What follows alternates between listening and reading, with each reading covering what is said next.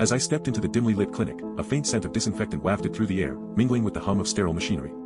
My gaze drifted to Dr. Zareen's crisp white coat, her name tag glinting in the fluorescent light above us. "You're here about the patient transfer," she said, her voice measured and detached. I nodded, feeling a faint tremble beneath my fingers as I gripped the clipboard containing my assignment sheets. Dr. Zareen led me to the administrative wing of the clinic, a maze of cubicles where technicians sat hunched over computer screens or scribbling notes into logbooks. The air vibrated with the soft beeps and whirs of equipment monitoring patients. The transfer list sprawled before us on her desk, rows upon rows of cryptic codes and initials. "This is complicated," Dr. Zareen muttered, tapping a finger against an entry. "Patient 314 has been reassigned to your unit for rehabilitation." I hesitated, frowning at the scribbled notes alongside each patient's name. Something about this transfer didn't sit right, but I couldn't quite pinpoint what it was. "Is there a problem?" Dr. Zareen asked, her eyes narrowing slightly as she waited for my response. "No," I replied hastily, feeling a flush rise to my cheeks. "It's just, the transition process seems a bit abrupt."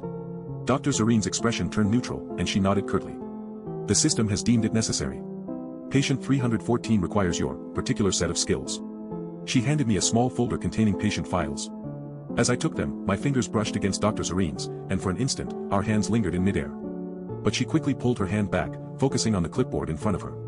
"You'll need to review the file before we proceed."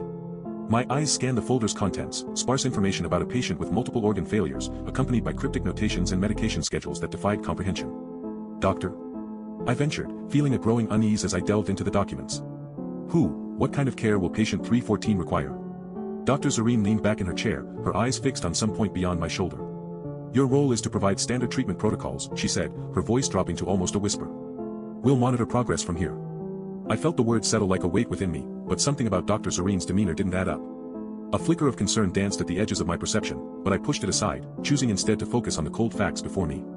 Standard treatment protocols seemed straightforward enough, until I realized that patient 314 was being treated for a condition no one else seemed to remember, or acknowledge existed in the first place.